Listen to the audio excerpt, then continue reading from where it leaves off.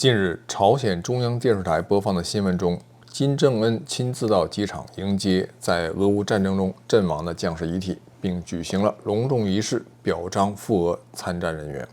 據估計截止2025年7月，已經約有3萬名的朝鮮士兵介入遠在歐洲的烏克蘭戰場，這可都是鮮活的生命啊！這些人的祖輩肯定想不到，在20世紀中葉，朝鮮的局勢更迭和各方勢力角逐的結果，居然在近80年之後，讓他們的後代遠赴那個本來與朝鮮人沒有任何關係的戰場。那麼金家當年是如何發跡並統治朝鮮的？一起來聽聽沈志華教授的解析。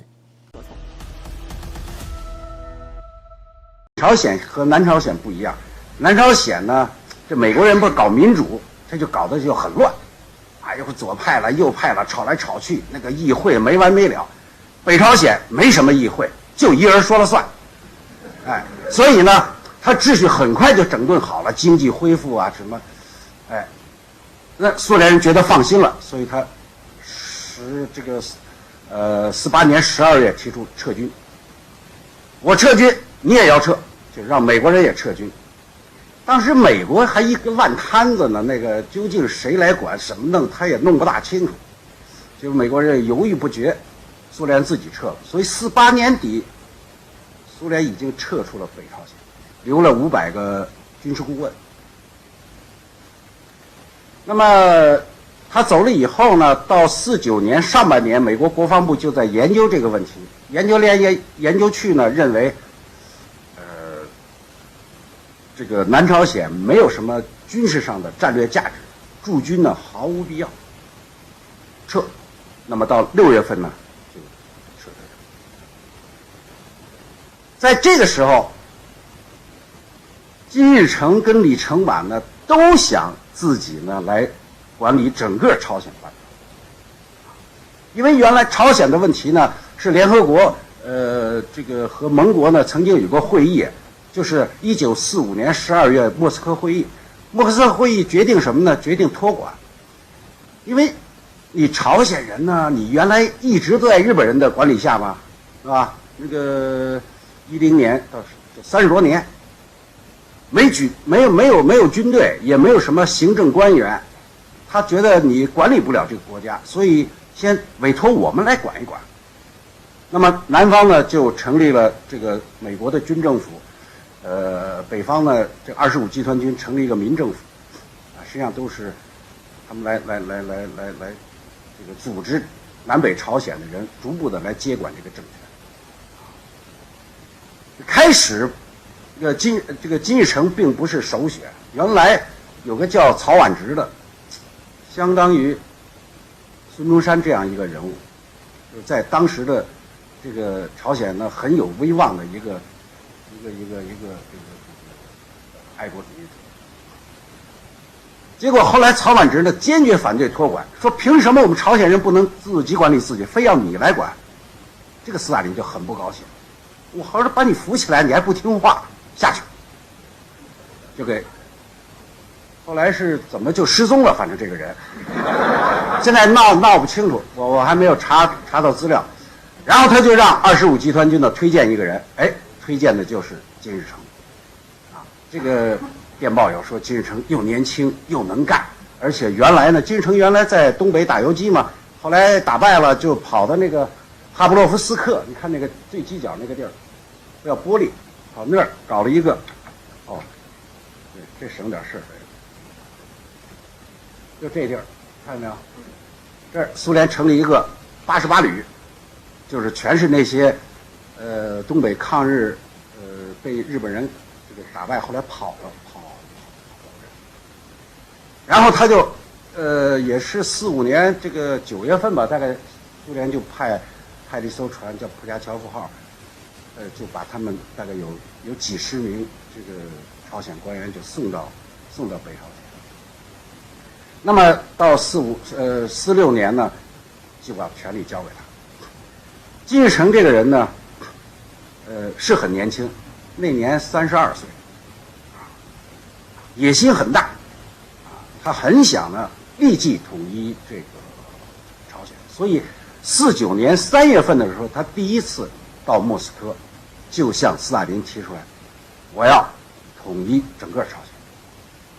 当时斯大林跟他講的呢，說統一嘛當然是好事兒，應該統一，但是呢你不能用武力來統一，你要通過政治手段。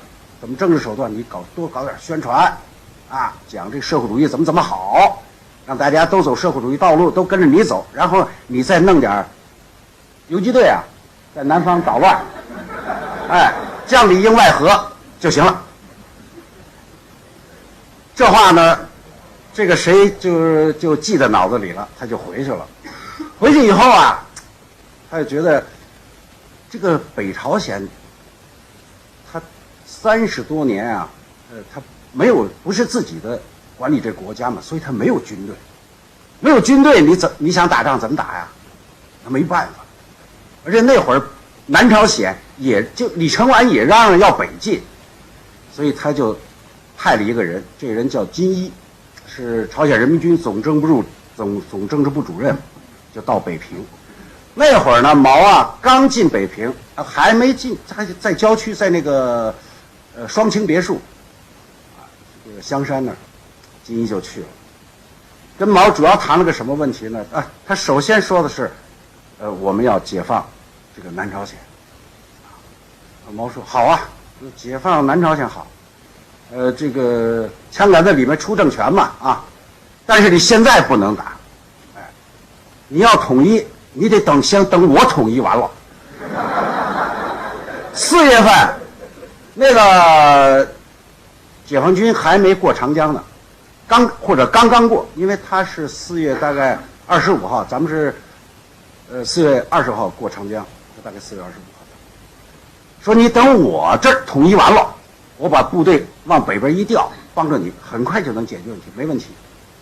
啊，我們去了，這個他們也分不出誰是中國人，誰是朝鮮人。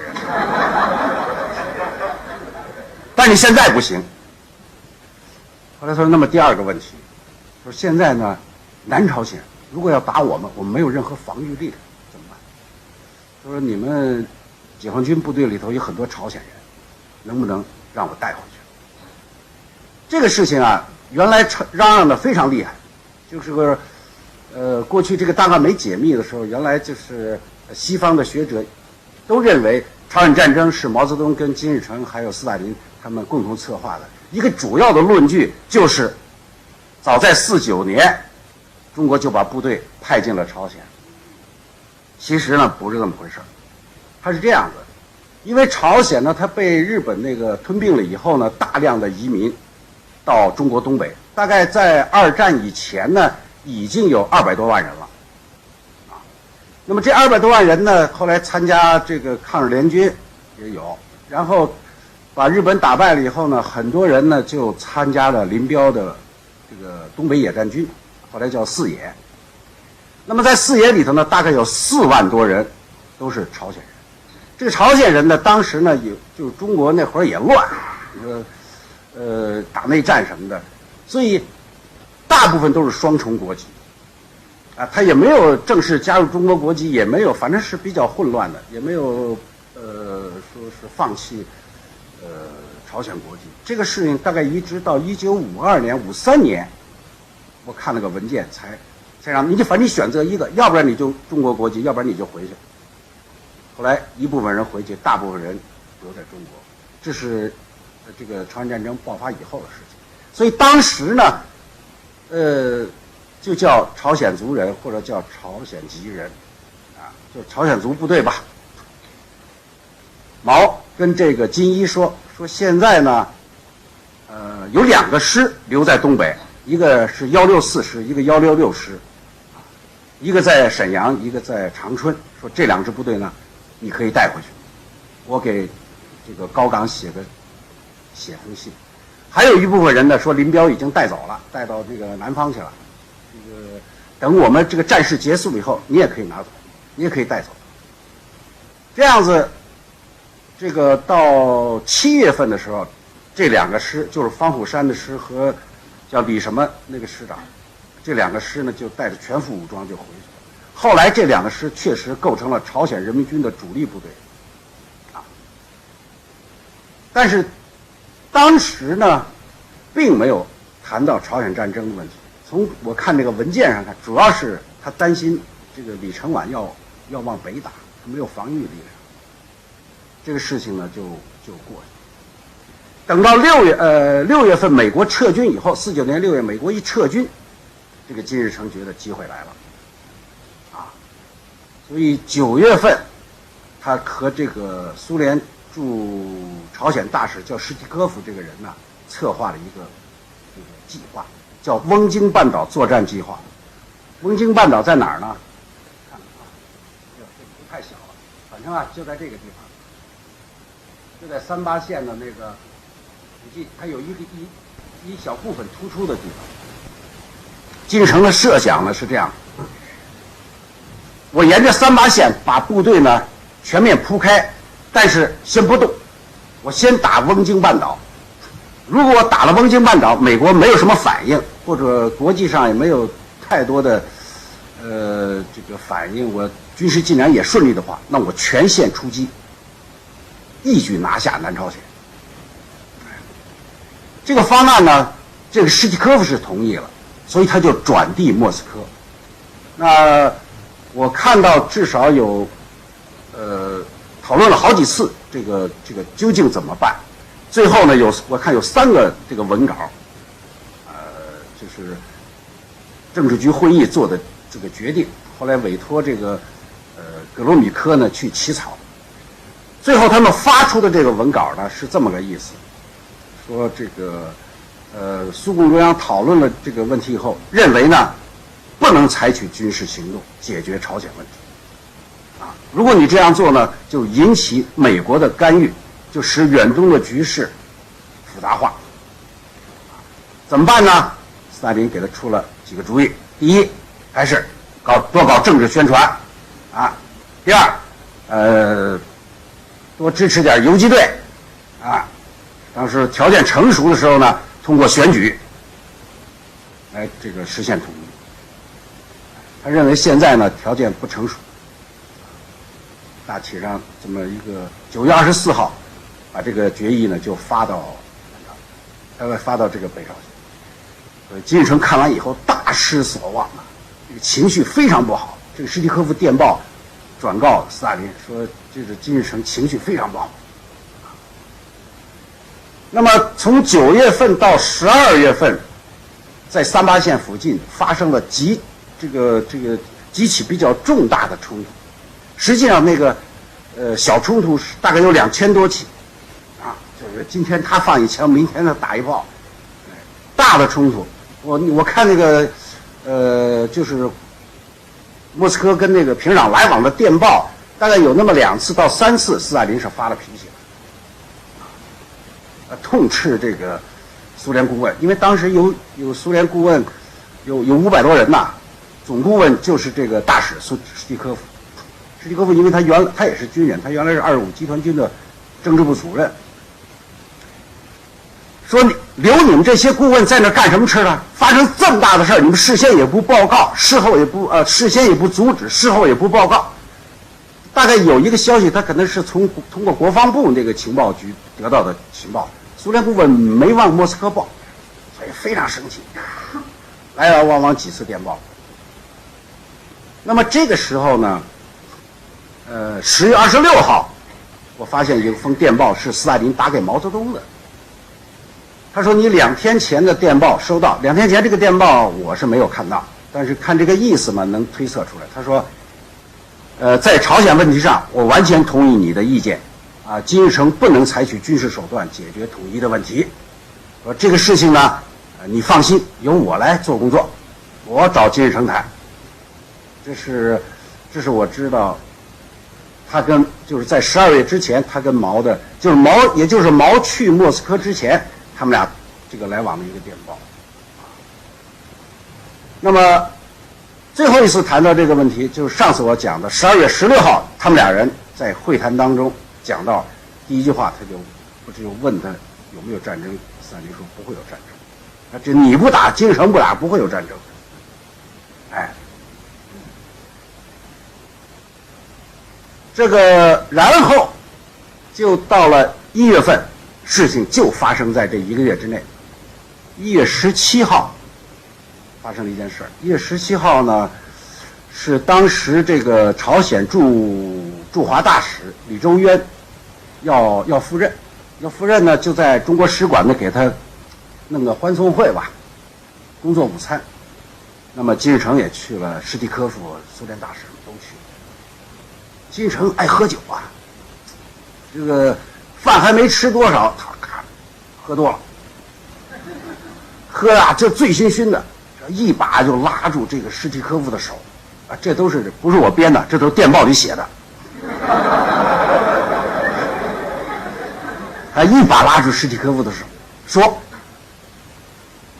現在這個中國的統一已經完成了。那會兒這個中華人民共和國已經成立了嘛。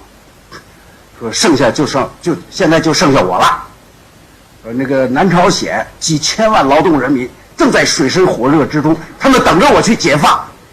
我不明白為什麼金日成這個斯大林同志就不讓我去這個解放他們。那斯大林老說你呢，等着南朝鮮發動進攻的時候啊，你搞個反擊，你再打過去。我等到現在了，李成蘭也不發動進攻啊，說不行，我不能再等了，我要這個去莫斯科面見斯大林。史蒂科夫呢就把整個這個午餐會的狀況，金日成說的話寫了很長一個電報，19號就發到莫斯科。那斯大林接到這個電報以後，過了11天，也就是到了1月30號，突然他給史蒂科夫寫了個回電，說請轉告金日成同志，我同意他的意見，但此事要做的不冒風險，所以請他到莫斯科來面談。這是現在我們發現這個最早的一個文件吧，就是斯大林同意這個為朝鮮戰爭開放綠燈的這麼一個文件啊。然後史蒂科夫第二天回電說，這個金日成接到您的電報以後，興高采烈說，我一切都準備好了，就等着斯大林同志召見呢，什麼時候叫什麼時候去。其實這個時候呢，他還是不能去，因為毛還沒走。毛澤東呢是2月17號離開的莫斯科。毛走了以後啊，這裡插一句，過去西方的特別是美國的學者，一般都認為，在莫斯科的時候，毛澤東和金日成和斯大林呢共同商量的這個朝鮮戰爭，其實沒有啊。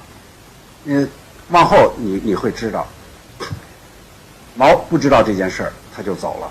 走了以後，這個金日成他前腳走，金日成後腳走。到3月份，3月30號，我看一個電報，他們就開始談這個來往的這個行程。那麼到4月8號出發，4月10號就到了莫斯科，談了15天。就金日成在莫斯科，一共待了15天。但是這個呢，除了有一次是在克里姆林宮會談的，其他幾次都是在斯大林的別墅裡密談的，沒有檔案，至少我沒看到。現在知道這個情況呢，都是這個誰，有個叫文日，文日是原來陪着金日成去的莫斯科，後來他叛逃了，跑到南朝鮮，不是跑美國，跑哪兒去了？後來就披露了很多內情。後來北朝鮮跑的，因為55年以後，金日成朝鮮有4派，有莫斯科派，有延安派，還有南老黨，就是南方派，還有他的游擊隊派，4派。從1952年到1956年到1958年，金日成幾乎把那3派全部趕盡殺絕，所以很多人都逃跑了。還有一批跑到這個中國來，一批跑到蘇聯去。後來他們這些人披露了一些情況，也可以彌補一些檔案之不足啊。那麼在這次會談的過程當中呢，大概確定了這麼幾個事兒。第一，斯大林主要是擔心如果你要是發動了戰爭，美國人要干預怎麼辦？美國人會不會干預？如果他干預怎麼辦？那金日成講啊，說這個斯大林同志您放心，我這次發動的是閃電戰。這個他跟那個朴宪勇一塊去的，朴宪勇原來是朝鮮勞动党主席，在南朝在漢城，後來被李承晚趕到北朝鲜去。说朴宪勇同志在南方有20万劳動黨員，只要我這一開槍，那邊就起義，4天之內解決戰鬥。啊，那個時候美國人來不及反應，哎，我已經佔領了漢城。大概講了這麼一番話。當然，我相信斯大林不是僅僅聽這個金日成的这个保證，因為在此之前其實還發生了2件事，就是一個1月5號杜魯門的宣言，一個1月12號艾居遜的講話。特別是艾居遜講到說，這個韓國呢，就是南朝鮮呢不在美國的防禦線之內。啊，這是一方面的問題。第二個呢，主要是談了一個，怎麼跟中國交代這件事兒。因為當時呢，毛是蒙在鼓裡，他根本就不知道，原來他跟斯大林是說好了的，是不讓這個誰。毛當時想法呢，他台灣問題還沒解決呢，他要解決台灣問題，哎，所以斯大林呢知道毛心裡，如果他知道這事兒，肯定很不高興。但是呢，他又不能不告訴他，剛簽了中蘇同盟條約，你就瞞着他這麼大的事兒，所以他跟金日成講了這麼一番話，說：“金日成啊，你回去以後呢，一定要到中國去一趟，這件事兒你來告訴毛澤東，說毛澤東啊是個這個革命的專家，東方的問題他比我清楚，哎，你去聽聽他的意見。”大概這是一個。第二個，第三個呢，主要商量的就是裝備和更換這個顧問的事兒，這些大概到4月份5月份就都完成。但是金日成呢是不大想跟中國談這個事兒，因為他認為有蘇聯的幫助就足以了，而且當時朝鮮跟中國呢還是歷史上有一些這個疙疙瘩瘩的事情，對吧？他就老拖着不去。那麼到5月3號，我看有一封電報，斯大林給這個毛澤東的。這個金日成老不去嘛，斯大林也有點待不住，坐不住，他就給毛打了一封電報，說，前不久金日成到我這兒來了，我們談了一些問題，具體談的什麼，由金日成當面向你介紹。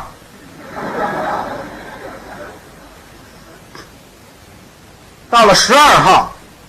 這個莫斯科和平壤之間又有電報，斯大林很着急，說讓你去，你怎麼還不去啊？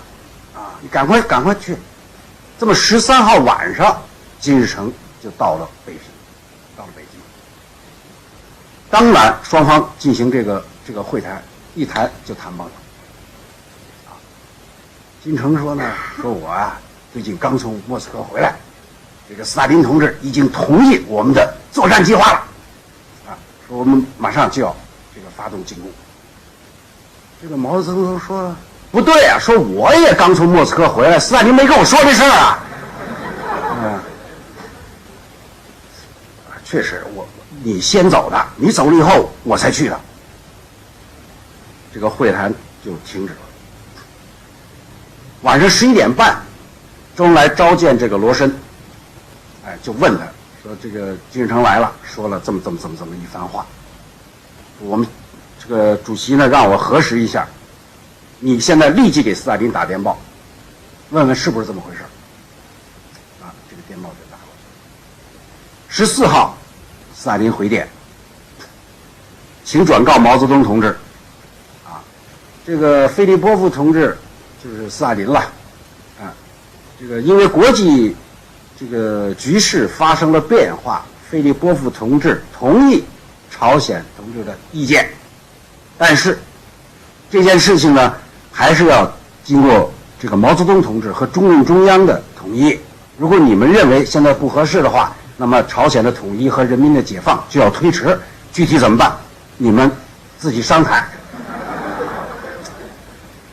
所以毛接到這個電報以後呢，到15號會談，態度就變了。金日成啊，我不是不支持你，啊，我們也是武裝夺取政权嘛，這個道路是對的，但是我现在台灣問題還沒解決。當時中國的部隊呢是這樣子，他說，你看啊，4個野戰軍，這個一野在準備打新疆是吧？2野呢是準備進軍西藏和西南平匪，3野呢在這個地方福建準備進攻台灣，集中了16個軍，4野是從河南到廣州一線作為總預備隊，黃河以北不是甚至長江以北。沒有野戰軍，特別是東北，本來留2師，還讓金日成給要走了，就一個42軍，知道跟着就是在黑龍江農垦了，種地去了。所以我现在北方沒軍隊，啊。說不過現在既然你和斯大林已經都商量好了，那你先打，哎，你先打，等你打完我再打。這個看你還需要不需要這個中國為你提供什麼幫助啊？金日成一拍胸脯，我所要的一切斯大林同志都給我了，走了。16號離開北京，到6月25號戰爭發動，再沒有跟中國通信。哎，所以實際情況，這個到底中國是不是知道朝鮮戰爭爆發？是知道，但是什麼時候爆發，他並不知道；怎麼打，他也不知道。金日成這個對中國採取過封鎖消息，你一會兒往下聽你就知道，那給毛給氣得不得了。他怎麼知道朝鮮發生戰爭了？是法國報紙先登出來的。所以毛非常生气。你看，从6月25号、26号、27号3天，中國的報紙沒有一個是政府發表聲明啊，什麼什麼，除了這個新華社登點這個消息，沒有表態，也不表示支持。一直到這個台灣問題出現以後，中國才正式表態。這個說明毛對這個金日成發動這個戰爭呢，他是心裡是有意見的，啊。那麼這個整個進攻的計劃現在基本上都已經這個披露出來了。原來呢，朝鮮人民軍作戰部呢準備了一個方案，但是不行，後来送給那個江建，就是他們作戰部部長江建呢，送给這個蘇聯顧問。蘇聯顧問團一看，他這個胡來的，他還不知道這打仗啊，他不知道是步兵先走啊，還是這個坦克在前，這是工兵在怎麼配合，什麼都沒有。说算了，他們給燒了，說我們自己來吧。所以實際上真正的這個朝鮮戰爭的作戰計劃是蘇聯這個起草的，它叫做他起了個名字啊，叫什麼，就是好像就是反攻，叫反攻計劃。就是他設計的還是南朝鮮打過來了，然後我們再打過去。大概是當時一共有7個師吧，地圖太小了。總而言之，陸軍7個師主要是以漢城為目標，這個從鐵原這邊從這個春川兩邊包圍，繞到它後邊，然後呢，海軍呢沿着这個東海岸線，整個反正計劃現在這個都有，啊，幾點幾分，啊，凌晨4點打炮40分鐘，40分鐘以後坦克跟進，然後後邊跟着陸軍啊，從哪個口突破，非常詳細。這個6月26號，史蒂科夫還有一個戰報給斯大林，也是基本你看那個戰報和原來那個計劃基本上是吻合的，這個進展確實非常這個順利。果然4天之內拿下漢城，28號打下漢城。李承晚啊，这个人也是这个一天到晚嚷嚷着要往北打，没做任何準備。你打你憑什麼打呀？啊，沒做任何準備。我採訪了很多這個韓國的這個當時的一些軍人，他說就是李承晚就是嚷嚷的厲害，他底下具體怎麼他沒有任何布置。但是金日成啊很鬼，我看這個6月23號。他有一封電報是說，通過俘虜發現這個李承晚制定了啥進攻計劃，是幾月幾號進攻什麼什麼。這史蒂科夫就把這電報發過去了，發到這個莫斯科。但是呢，他跟了一句，他說我不太相信這個情報。顯然，這個金日成嘛，他要發動戰爭，總要找個借口，留個文件，所以他就弄了這麼一個，耍了這麼個把戲。李承晚呢，其實也有一些設想，就是雖然沒有布置下去，但是他們也開會商量過這個事兒，就如果打怎麼打，參謀部。最後漢城陷落的時候呢，這文件被金日成給逮着了。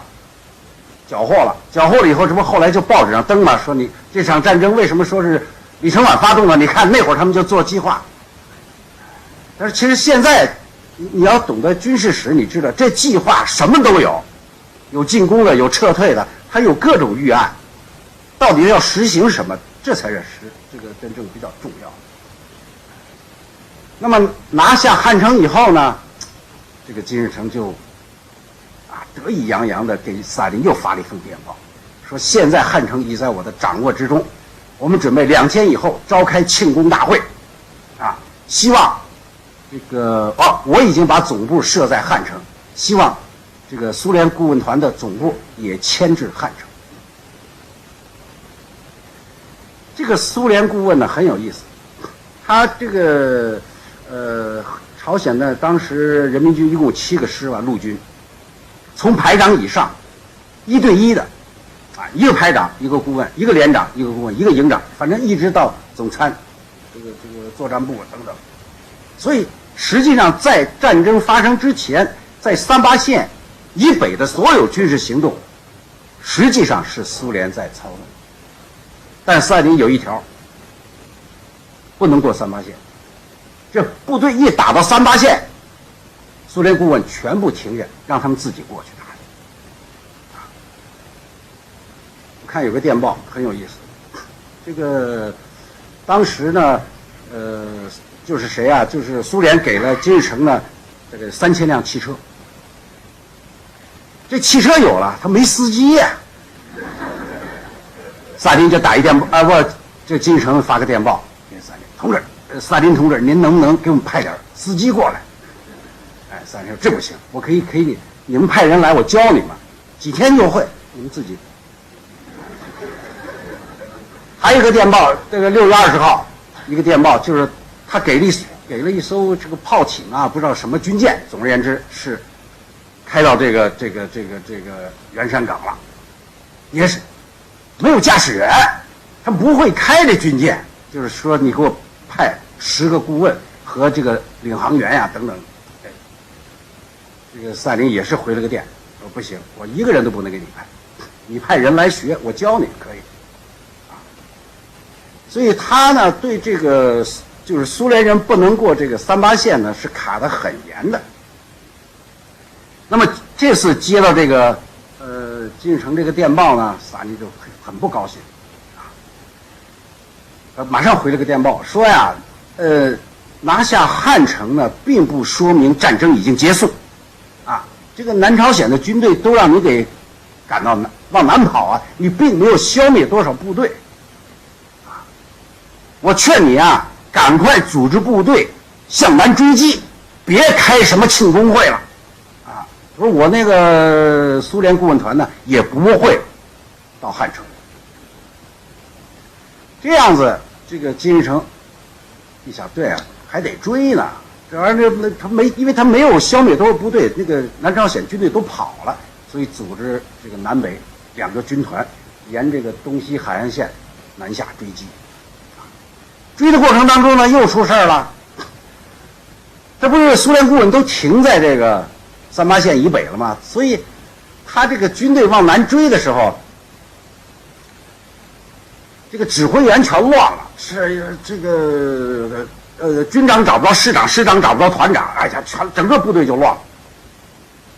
所以大概是30號幾號，反正斯大林斯大林又收了這個金日成一個電報，說啊，我們部隊這個作戰多英勇，多怎麼樣，但是很缺乏這個現代戰爭藝術啊，所以沒有蘇聯顧問呢，這個部隊沒法前進。後來史蒂科夫呢就答應他，給這個斯大林打了個電報。這個時候斯大林，當然斯大林也很生氣，給史蒂科夫打個電報說，你要搞清楚，你是我的大使，你不是金日成的大使啊。說這種事你都敢答應他？說不過已經這樣嘛，他說我給你可以派這個幾十個顧問過去，但有一樣，軍裝全部扒掉啊，他們都算是真理報記者，是這個要是被俘虜或者被打死，跟蘇聯沒關係，這是他們去採訪去了。所以斯大林呢，其實他很注意這個問題，就是我又要這場戰爭打贏，還不能把我給扯進去，這就涉及到一會兒中國出兵的事兒了。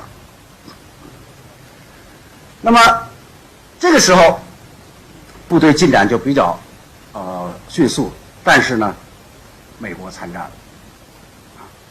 原來他們都認為美國不會參戰，這個美國呢28號決定參戰，所以28號呢，美國的空軍先參戰，7月5號陸軍就登陸了。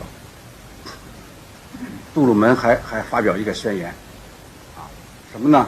就是關於台灣問題，就是所謂台灣地位未定，啊，所以美國要保護台灣，啊，那麼第7艦隊從這個印尼出發北上，啊，路過台灣海峽的時候就留下了一個分隊，其他當然繼續向這個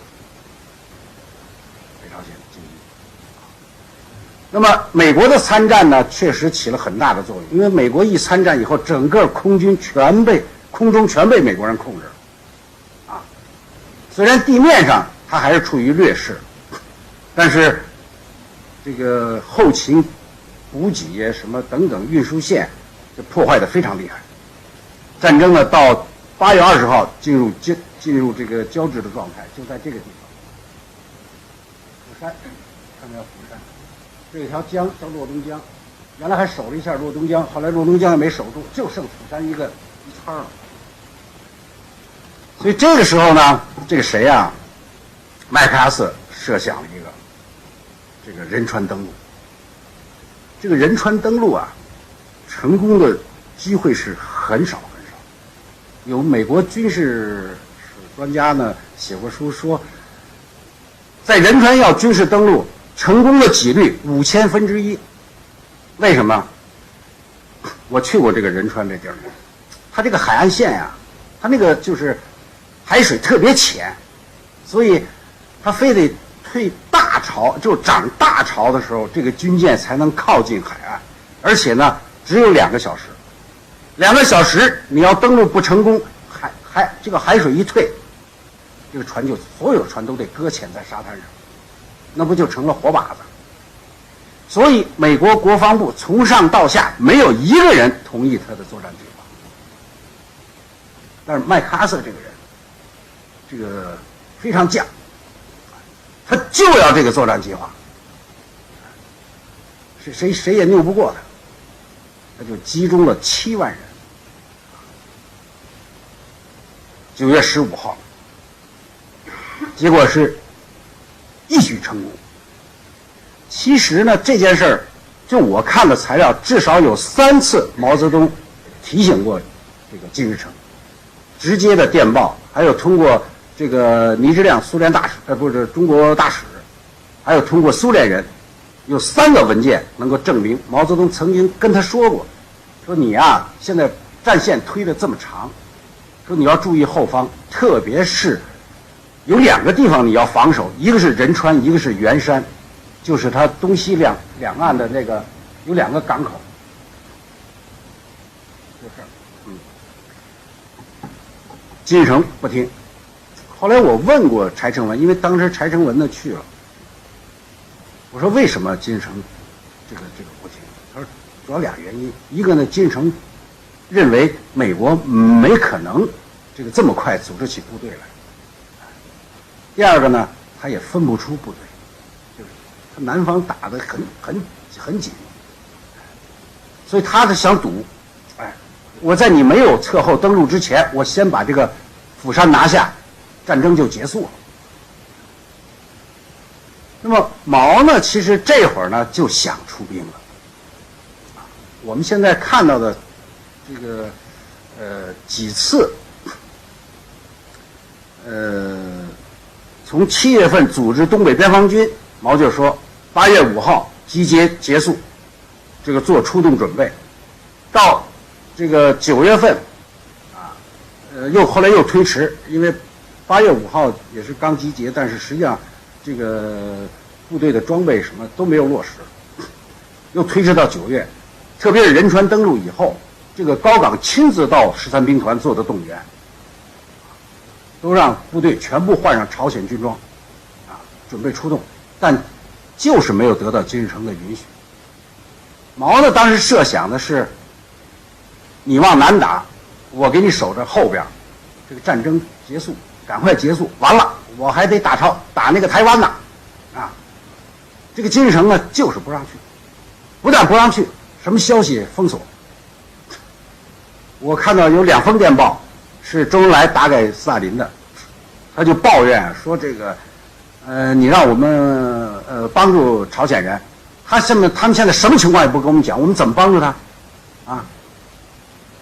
這個斯大林講呀，回電說這個是我們什麼情況也不知道，金日成這個太年輕，他不懂事兒，回我去說說吧，來來往往。金日成其實是很有心計。9月5號，這個誰呀？這個周恩來派柴成文去，說你呢這次因為柴成文原來是在一野，就是搞情報的。說你就作為武官去，你就在金日成身邊，發生了什麼事馬上匯報。好，他到了平壤以後呢，金日成住的這個勞動黨中央大院高級賓館，好吃好喝好招待。按了部電話說你拿起這機子，就是我辦公室，可以直接找我。然後每天晚上送一份情報戰報。開始呢，柴成文跟我講說，開始我挺高興。這個待遇不低嘛，拿起電話就金日成。後來我一琢磨，這不行，他是首相，我哪能天天給他打電話問呢？你再找別人沒了，沒有一個人跟他接觸。他們吃飯就在這個勞動黨中央大院的食堂，跟那些因為他們原來這個高級幹部當中很多人就是原來抗日戰爭時候在延安的，所以叫延安派嘛。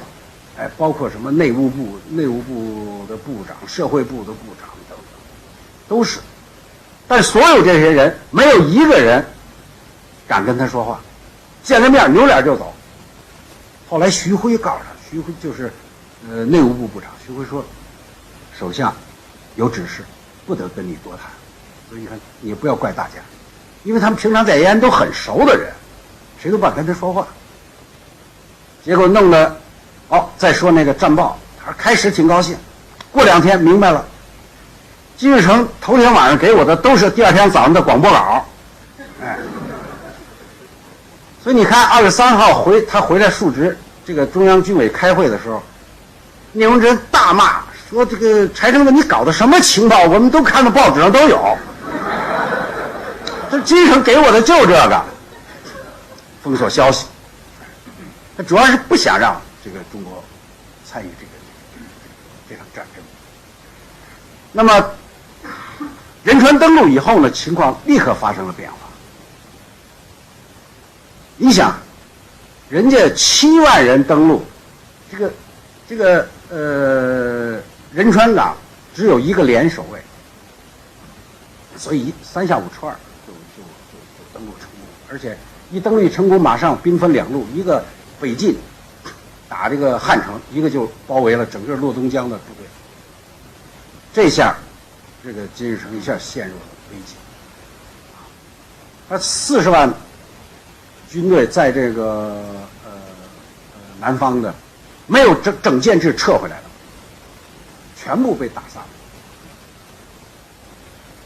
那麼，眼看着這個美國軍隊就到了3八線了，这个金日成着急了。9月28號晚上，朝鮮勞動黨政治局召開會議，商量究竟怎麼辦，啊？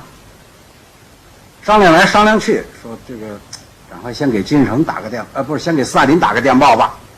所以他連夜就起草了一個電報，後來還給這個施蒂科夫看，施蒂科夫還不看，說你別給我看，你就直接打給斯大林同志就行了。因為這個時候斯大林也很不高興，他生怕也是不知道哪點又得罪斯大林。那他這個電報呢寫的是非常的誠懇，說這個戰爭進程了這麼長時間，朝鮮勞動黨、朝鮮的勞動人民為了國際無產階級的利益而孤軍奮戰，要流盡了最後一滴血，現在實在是撐不住了，希望這個蘇聯給予直接的軍事援助，就是讓蘇聯派部隊了，因為他部隊打光了，沒人了。然後後邊又說了一句，說如果您認為這個蘇聯要直接派軍隊不行的話，你能不能幫我組織一支國際志願部隊？先看那個西班牙內戰的時候，那不是共產國際搞了個國際縱隊？30號電報到，1號斯大林回電，金日成同志你為了什麼國際無產階級什麼什麼也是一番，精神可嘉，要繼續努力。但是，就是這個蘇聯呢是不能派軍隊的，因為我們跟美國呢是有約定的。但是我想中國人是可以去的，說這個事兒呢你不要着急，我去找毛澤東談。這個金日成一收這電報傻眼了，連夜就找這個倪志亮，他就跟那個誰，朴憲勇2個人聯名寫了個求援信，現在這個信呢就在這個北京那個軍事博物館展出了，因為原來發表的時候是把朴憲勇給抹掉了，你看就是金日成，實際上是他們倆寫的，而且還是用中文。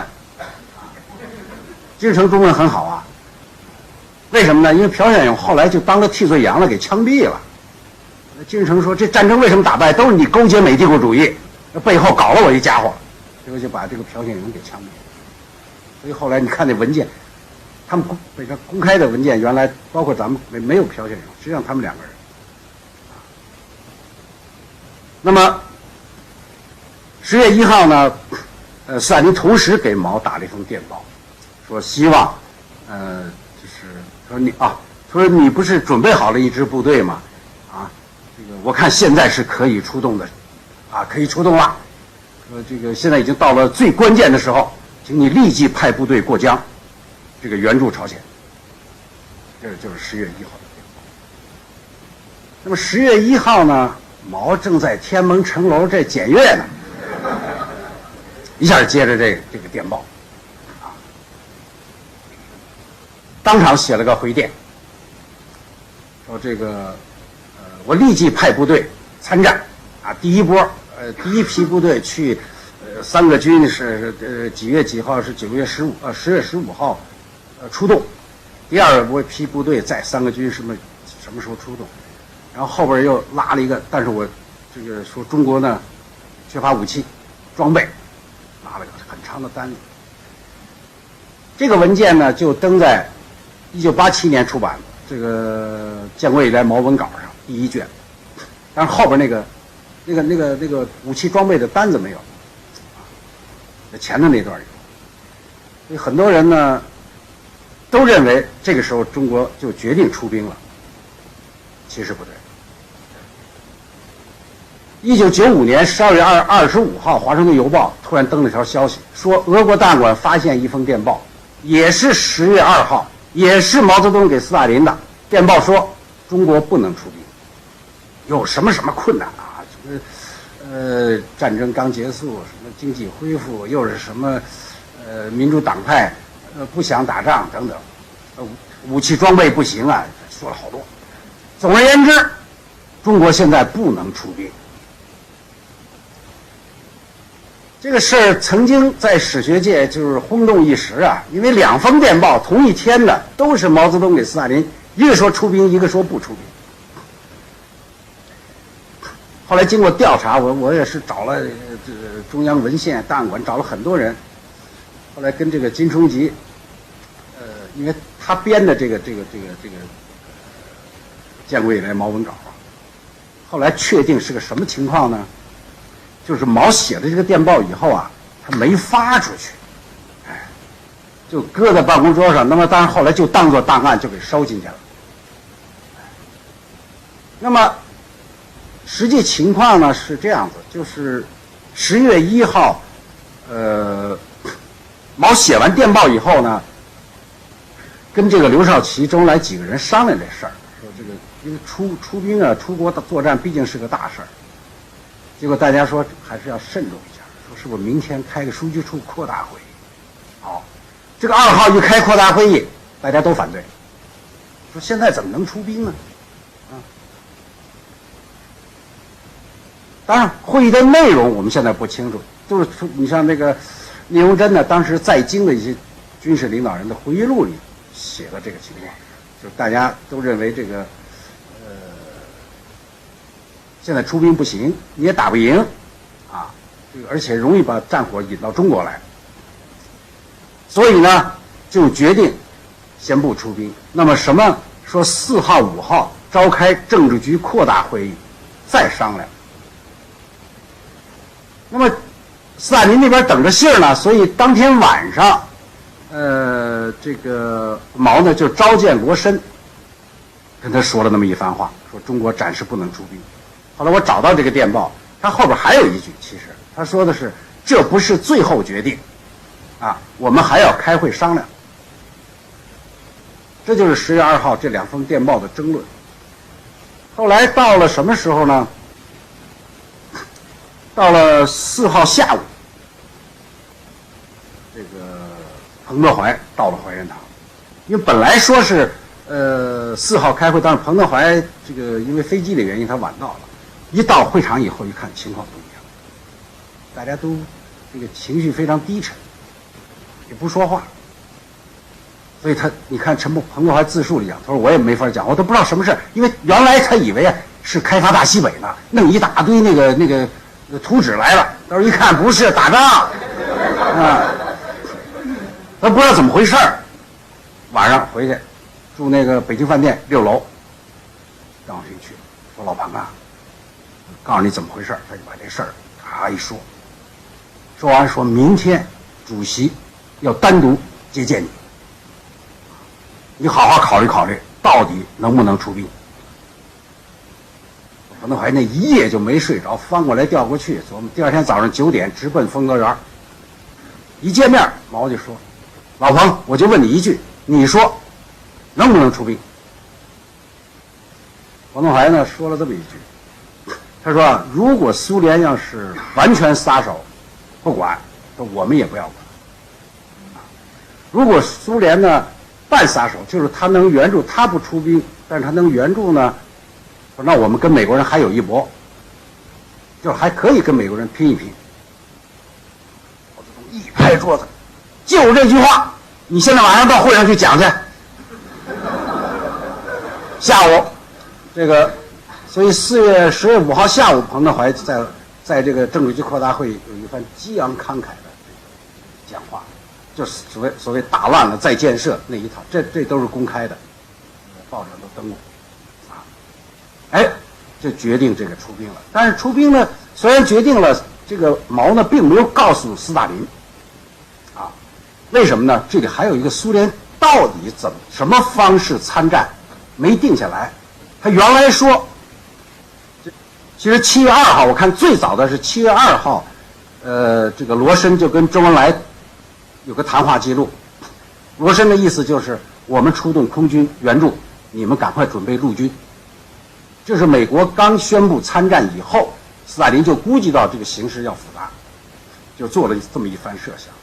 以後呢，又幾次，從8月到8月份，幾次電報都講這個空軍的參戰的問題。但是中國決定出兵了以後，那蘇聯空軍要是不出動怎麼辦？所以他決定讓周恩來跟林彪說：“你們倆乾脆面見斯大林，得把這事兒給我弄清楚。”到6號的時候，斯大林又來個電報，說：“你們到底那會開了沒開？決定下來沒有？哎，我這個金日成快頂不住了。”7號，毛回電說：“啊，我們還沒有商量好。這個我們認為呢，現在出動還不是時機，啊，你容我再準備準備。”啊，就很着火。斯大林又來個電報，急呀！他說：“毛澤東同志，我告訴你，現在是打敗美帝國主義的最好時機。你看，他說二戰結束以後，日本人不行了，德國人不行了，英國人垮了，法國人也衰落了，就剩美國人了。咱倆一聯手把他打敗就完了。那個時候，台灣就自然回到你的手裡。”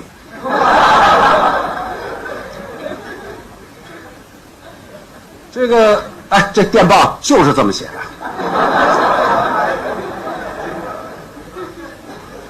這個等到周恩來、林彪一去，雙方一談，出事兒了。為什麼呢？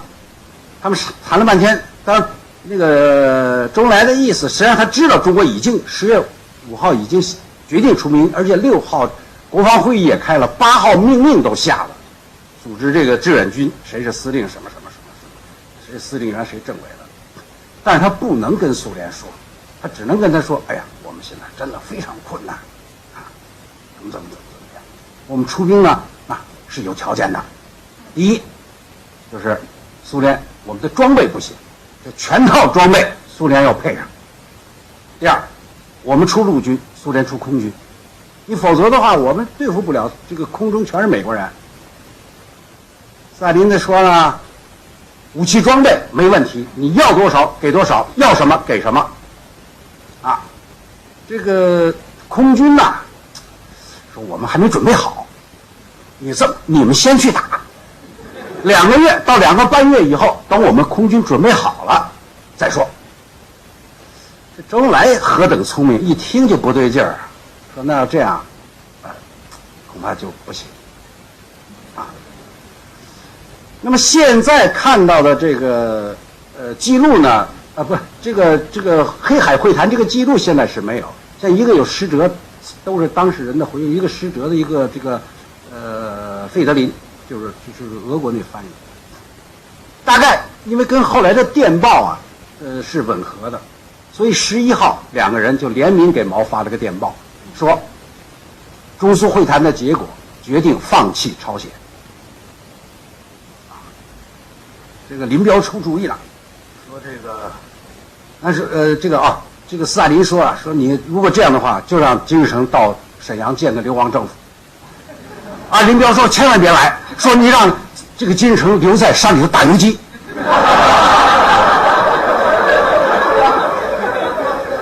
當然，他這個雙方都在考慮這個問題。你別這好，您這打敗了，他把戰爭引到東北來了。哎，但是最後還是決定建流亡政府。這個因為這個電報到了這個北京以後呢，這北京這邊就着了火了，就等於孤軍奮戰嘛。你如果讓我們打怎麼辦？啊，沒有空軍，把彭德懷從那個鴨綠江趕快調回來。13號召開政治局會議商量，這個過程咱不清楚，但是結果是知道，決定還是出兵，就是蘇聯空軍先不出兵，咱們先打。咱們先去。這個時候，金日成待不住了。金日成打了個電報說這不行了，這個眼看平壤就被包圍了，我再不弄我也被俘了，啊。跟着呢，這個斯大林接到一個海軍情報部一個電報，說在圓山附近，就清津東邊，發現美國一支特混艦隊，看樣子又要抄后路，又再來一次登陸，所以他馬上發了個電報給金日成，說你立即撤退，啊，你組織這個現有的一些人馬呀、幹部都到瀋陽，啊，建立流亡政府，然後重新訓練部隊，老弱病殘呢可以向遠東蘇聯地區撤退。這個整個撤退計劃說由蘇聯大使幫着你這個策劃。電報剛發走，14號，這個羅申的電報到了，說毛澤東同意出兵了，說他們先出兵。斯大林馬上又追了個電報給金日成，上个電報作廢，說毛同意出兵，你再堅持一會兒，中國大軍就到了。這邊呢，毛澤東又給這個周恩來打個電報，說你呀現在趕快去找這個斯大林，讓他答應我2件事。第一，就是蘇聯提供的武器裝備，我現在沒錢，給不了的錢，咱們打完仗再算，算我貸款行不行？第二，說你讓他保證2個月到2個半月以後，這個空軍要出動，你不能我那打着，最後他不來了。這會兒呢，周恩來已經回到莫斯科了，所以15號他就找了莫洛托夫。莫洛托夫大概不知道怎麼跟斯大林商量的，反正回過頭跟周恩來說呢，貸款沒問題，啊，打完仗這個咱們再結算，而且我們按半價跟你算，啊，但是空軍呢不行。說我們原計劃就是2個半月以後空軍出動啊，也不會過鴨綠江的。這個周恩來一聽啊，我們在朝鮮打仗，你不過鴨綠江，你算什麼參戰呢？得了，也沒法跟他再說了，馬上坐飛機。所以18號又召開個政治局緊急會議，又把彭德懷從那個鴨綠江邊給調回來。最後商量，也是這個記錄，會議記錄沒有。據說是彭德懷火冒三丈要辭職，但是最後毛的電報，看這個電報給這個13兵團電報，還是照原計劃出動，就是19號晚上這個7點，4個軍出動，就這樣子，中國部隊在這個10月19號晚上就進入了朝鮮參戰。是不是講到什麼時候啊？過了吧？我這個一講了就忘了。反正這個過程大體上就是這樣。當然後邊還有很多，咱們講了半天，不過講了從6月到10月的事兒。行了，但是最熱鬧的就是這段。時間關係，那麼我們留幾分鐘，還是給大家提問題，看看哪一位。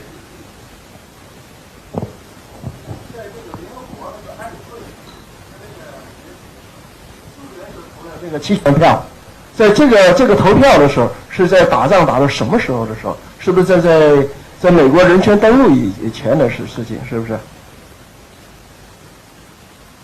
不是，他呀，這個事兒現在反正還是個謎。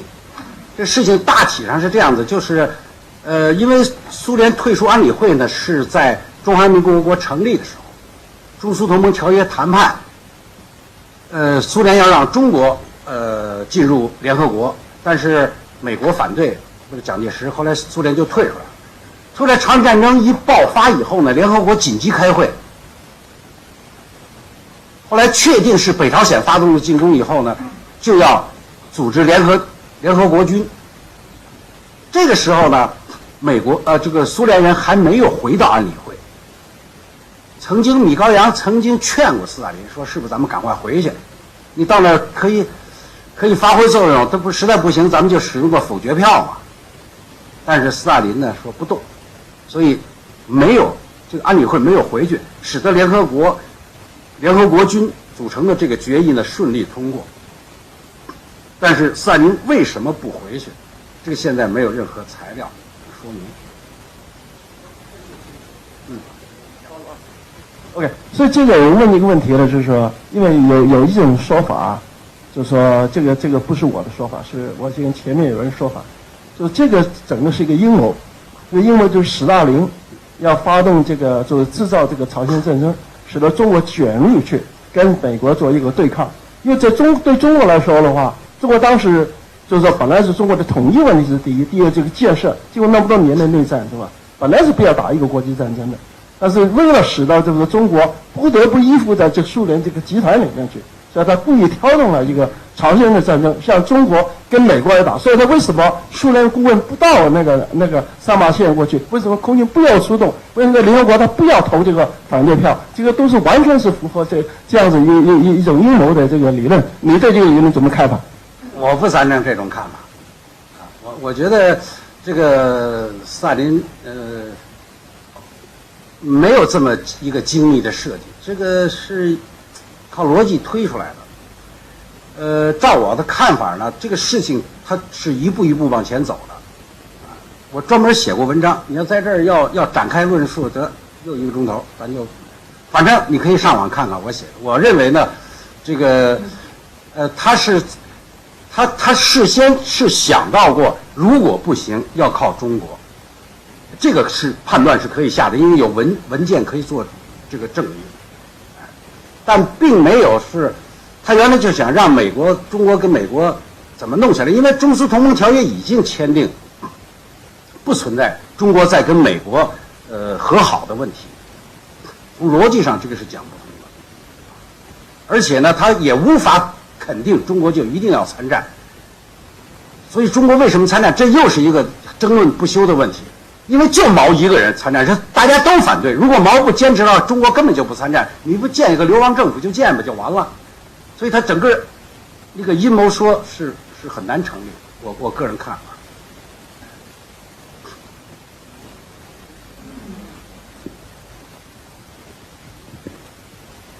我想問一下，為什麼你說有2次本來他都說不出兵，後來決定又要出兵？那2次政治局會議什麼？以上說就本來有2次周恩來他們去莫斯科了以後都說不行。對，這就是到底毛為什麼非要出兵不可？我一個基本觀點啊，但是我也寫过一篇文章，大家就在中文大學那個20世紀、21世紀。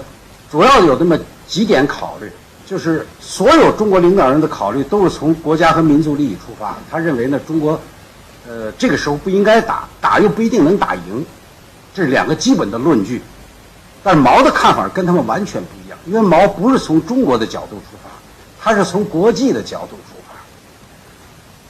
第一，他是負責亞洲地區的革命的。哎，你還別不信，這個49年7月份，劉少奇去的時候，他們2人就有一個君子協定。斯大林說，中國是一個大黨，啊，將來世界革命、无產階級運動，我們負責歐洲，你們負責亞洲。所以，他要擔負起這個責任，那朝鮮挨打，他能不出兵嗎？所以毛有這麼一句話，說打敗了，咱們也算出兵了呀。哎，將來這筆賬記着，還得跟美國人算。所以他不在乎戰爭，當然能打贏最好啊。從軍事上講，他是設想怎麼想辦法打贏，但是從戰略上講，他必須出兵。就像後來為什麼非過38線一樣，他說過38線不是軍事問題，是政治問題，就是他的考慮跟其他所有領導人的不一樣。第二，就是除了这個嘛，還有一個就是美國宣布這個台灣問題未定論，這個對毛的刺激非常大。你看，大概在9月份之前，所有中国報紙上和中國領導人講話，從來沒有單獨提朝鮮問題，都是台灣朝鮮問題。所有的這個民主黨的聲明都是這個，所以杜魯門這個做法啊，這個比較我看是激怒了毛澤東，所以毛講了一句話，說你美國人說話不算話，你1月份你說台灣是我們中國人自己的事兒，怎麼到6月份就地位這個未定？再一個呢，當然這個我想這個對於美軍過鴨綠江以後，到底要幹什麼，毛心裡沒底啊，所以他幾次這個表露，特別是周恩來表露這麼個意思，說你只要不過3·8線，甚至你只要美国人不過3·8線，中國就不出兵。這就是什麼呢？这就是你看，這個為什麼3號凌晨周恩來要緊急召見這個潘尼加印度大使，就是因為2號政治局會議這個擴大會議呢沒確定到底出不出兵，說4號5號再商量，周恩來就掐了這麼個口，把這個信息傳遞給美國人，說你只要不過3·8線，只要你美國人不過3·8線，我们就不出兵。結果呢，這個潘尼加倒是把信兒送到了，這美國人不信，說這周恩來訛詐。因為麥克阿瑟認為中國人不可能出兵，他要出兵應該在8月份，早就8月份出兵就完了，根本我登陸就沒機會啊。他在最不應該出兵的時候出兵，傻子那是，所以這個15號在威克島會談的時候，他說他跟杜魯門講說中國呀要出兵他早就出了，他現在出兵那就不是一場戰爭，而是屠殺。所以毛呢，他確實他有很多想法跟別人不大一樣。時間關係，我們今天只能到這裡為止。